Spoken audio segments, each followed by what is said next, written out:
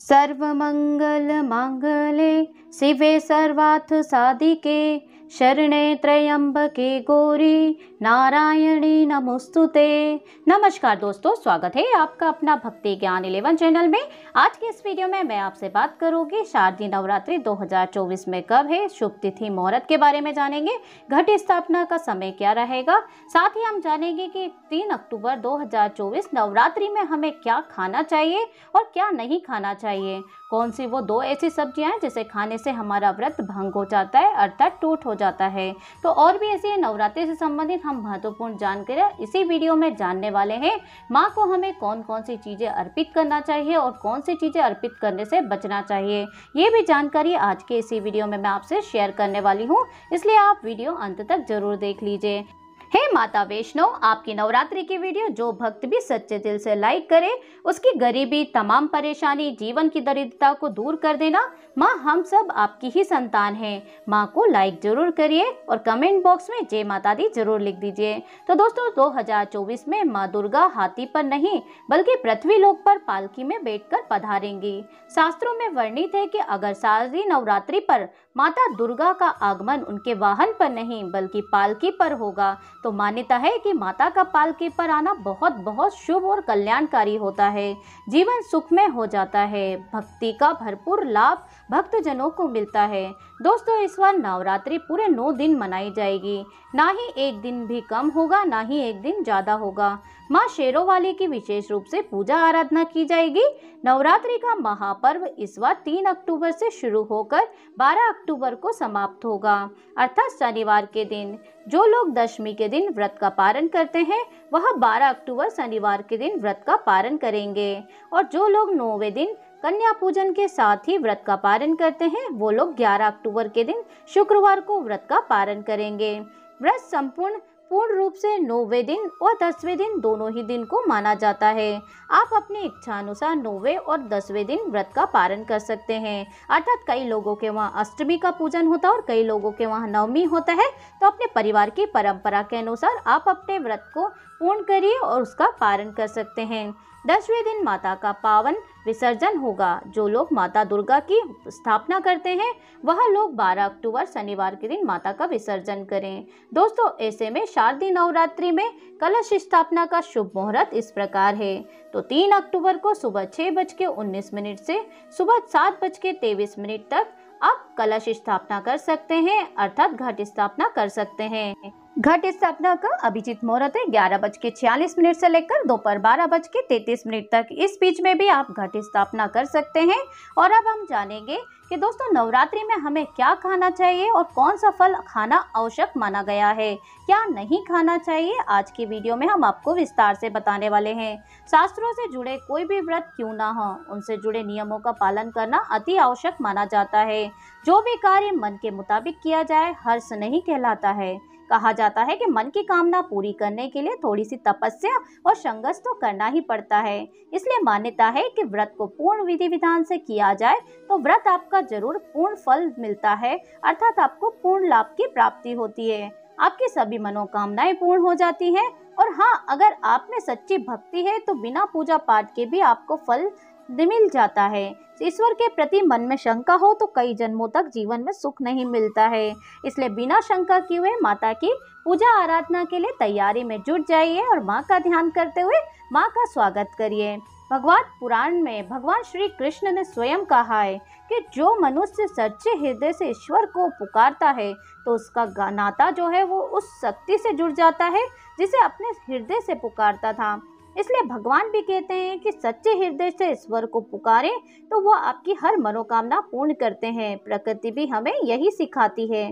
जब हम रोते हैं, चिल्लाते हैं, तभी हमारे माता पिता दुलार करते हैं और प्यार करते हैं तथा हमें धन देते हैं। बच्चे जब माता पिता के प्रति रोते हैं तो ये सच्चा हृदय कहा जाता है। सब कुछ अच्छा लगता है, वातावरण सुगंधित लगने लगता है। तो चलिए अब हम जानेंगे कि नवरात्रि के दौरान क्या हमें खाना चाहिए और क्या नहीं खाना चाहिए। कौन सा फल खाने से व्रत पूर्ण और संपूर्ण तथा सफल हो जाता है। दोस्तों, नंबर 1, दोस्तों नवरात्रि के समय में सेव जरूर खाना चाहिए। भगवान के भोग में सेव आदि जरूर अर्पित करना चाहिए। अगर आपका व्रत है तो आपको सेव जरूर खाना चाहिए, केले, पपीता, मीठे अंगूर भी आप व्रत में जरूर ले सकते हैं। इन फलों से व्रतधारी को शक्ति मिलती है और व्रत भी पूर्ण हो जाता है, साथ ही आपका व्रत भंग भी नहीं होता है। जानते हैं नंबर 2, नवरात्रि में कहा जाता है कि सीताफल जरूर से खाना चाहिए। सीताफल खाने से 10 ऐसी बीमारियां हैं जो कि खत्म हो जाती हैं। नवरात्रि के दिनों में घर में सीताफल खाना अत्यंत ही शुभ माना जाता है। सीताफल खाने से नवरात्रि का व्रत सफल हो जाता है, क्योंकि इसमें माता सीता का आशीर्वाद होता है और मिला होता है माता का प्यार। तो नवरात्रि के दिन जो भी इसे खाता है उसे दुखों का सामना नहीं करना पड़ता है। सीताफल आपको जरूर खाना चाहिए। तो अगर आप नवरात्रि का व्रत कर रहे हैं तो आप इस फल को जरूर ग्रहण करिए। नवरात्रि में जो डब्बा बंद लस्सी, जूस आदि होते हैं वो नहीं पीना चाहिए। उसमें कई केमिकल मिले होते हैं जिसके कारण आपका व्रत टूट सकता है। जब भी आप फलों का जूस पिएं, नमक नहीं डालें, उसमें व्रत टूट जाएगा। साथ ही जूस में बर्फ भी नहीं डालना चाहिए। फलों का सादा जूस आप पीने से व्रत को सफल कर सकते हैं। अर्थात आपको बिना नमक और बिना आइस के, अर्थात जो बर्फ होता है वो बिना डाले ही सादा आप फलों का जूस ले सकते हैं।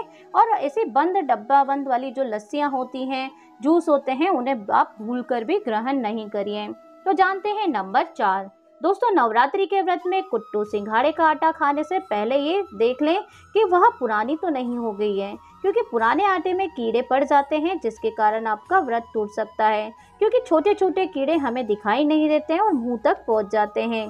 ऐसा आटा खाने का मतलब कीड़े मकोड़ों का मांस खाने के बराबर माना गया है और नवरात्रि में ये गलती भूल कर भी नहीं होना चाहिए। इसलिए कुट्टू, सिंघाड़े का अगर आप आटा खा रहे हैं, अर्थात उससे बनी हुई चीज़ों का सेवन कर रहे हैं, व्रतधारी हैं, तो आपको जरूर आटे को चेक कर लेना चाहिए। अब जानते हैं नंबर 5, नवरात्रि के दिन आप शाम के समय में दही, आलू आप ले सकते हैं। साबूदाने की खिचड़ी आप बना सकते हैं। साबूदाने और आलू के पापड़ भी आप खा सकते हैं। देखिए, कई सब्जियां तो ऐसी होती हैं जो कि आप व्रत में शामिल कर सकते हैं, जिससे आपको एनर्जी भी मिलेगी और व्रत भी सफल हो जाएगा। तो आप कई सब्जियां ले सकते हैं व्रत में। चलिए जानते हैं नंबर 6, नवरात्रि के दौरान आप दूध पी सकते हैं जो आपको एनर्जी अर्थात ताकत देता है। चाय भी आप ले सकते हैं, लेकिन याद रहे कि चाय में कोई भी नमक या मसाला ना डालें। केवल आप सादी चाय ले सकते हैं या दूध का सेवन आप कर सकते हैं अपने व्रत में। नंबर 7, व्रतधारी को पेट भर खाना नहीं चाहिए, अर्थात गले तक नहीं खाना चाहिए, अन्यथा व्रत रखने का कोई फायदा ही नहीं है। अगर आप बहुत पेट भर के खाना खा लें तो आपका व्रत रखने का कोई भी मतलब नहीं रह जाता है। थोड़ा थोड़ा आप खा सकते हैं। दोस्तों नवरात्रि के दिन आदि शक्ति माँ नवदुर्गा को समर्पित होते हैं। नवरात्रि के 9 दिन माता रानी के 9 अलग अलग स्वरूपों की पूजा भी की जाती है। अलग अलग स्वरूपों के हिसाब से आप अलग अलग पुष्प, भोग अर्पित कर सकते हैं। लेकिन क्या आप जानते हैं कि नवरात्रि के दिनों में भूलकर भी माता रानी को अर्पित नहीं करना चाहिए। अगर आप इन वस्तुओं को भूलकर भी अर्पित कर देते हैं तो आपको माता रानी की पूजा का लाभ नहीं मिलता है। साथ ही माता रानी की कृपा प्राप्त करने के लिए ऐसी वस्तुएं हैं जो माता रानी को भूलकर भी अर्पित नहीं करना चाहिए। तो आइए जानते हैं कि माँ का जयकारा लगाते हुए वीडियो को शुरू करेंगे। दोस्तों नंबर 1, शादीशुदा महिलाओं को सफ़ेद कपड़े पहनकर भूलकर भी पूजा पाठ नहीं करना चाहिए। साथ ही काले वस्त्र भी नहीं पहनना चाहिए, जिससे कि आपका व्रत, पूजा आदि खंडित हो जाए। तो इस बात का जरूर ध्यान रखिए। नंबर 2, माता की चौकी जब आप लगाते हैं तो उसके नीचे आप कागज नहीं लगाएं भूलकर भी। माता की चौकी हमेशा लाल कपड़ा बिछाकर ही लगाइए। नंबर 3, नवरात्रि में याद रहे कि व्रतधारी को अपने सोने का आसन माता की चौकी के आगे ही लगाना चाहिए और वहीं सोना चाहिए। मंदिर को नवरात्रों के दिन दौरान आपको अकेला नहीं छोड़ना चाहिए। बहुत ही अशुभ माना जाता है, जिससे दुर्गा माता नाराज हो जाती है और हमेशा के लिए चली जाती है। तो ध्यान रहिए कि अगर आप व्रतधारी हैं तो अपना जो आसन है, सोने का बिस्तर है, वो आपको माता जी के रूम में ही अर्थात चौकी के सामने ही लगाकर सोना चाहिए। नंबर 4, दोस्तों नारियल को सुख समृद्धि का सूतक माना जाता है। नारियल को मांगलिक कार्यों में एक अलग ही विशेष महत्व होता है। जैसे कि आप सभी जानते ही हैं कि माता रानी के कई मंदिरों में बलि भी दी जाती है और नारियल का पूजा में हम सभी इस्तेमाल भी करते हैं। खासकर कलश की स्थापना रखकर ही की जाती है।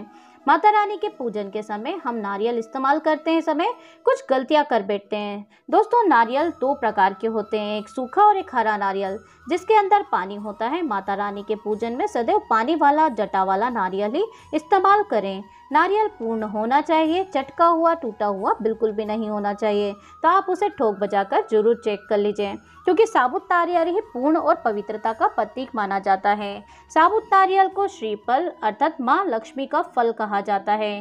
चलिए जानते हैं नंबर 5। नवरात्रि में माता रानी के कलश की स्थापना में जटा वाला अर्थात पानी वाला ही नारियल कलश में लगाना चाहिए।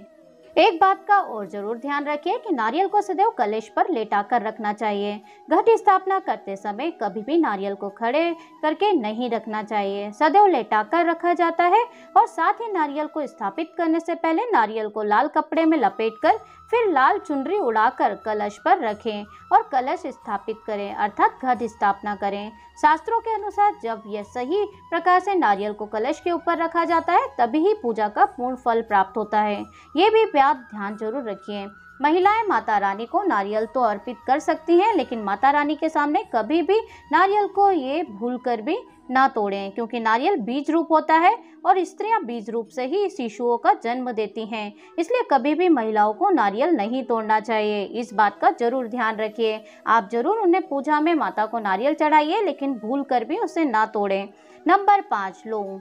हम सभी लौंग माता रानी के पूजन में प्रयोग करते हैं, लेकिन लौंग का इस्तेमाल करते समय बड़ी गलती कर बैठते हैं। सदैव ध्यान रखें कि माता रानी को हमेशा फूल वाली लौंग का ही अर्पित करना चाहिए, जिस पर फूल बना रहता है।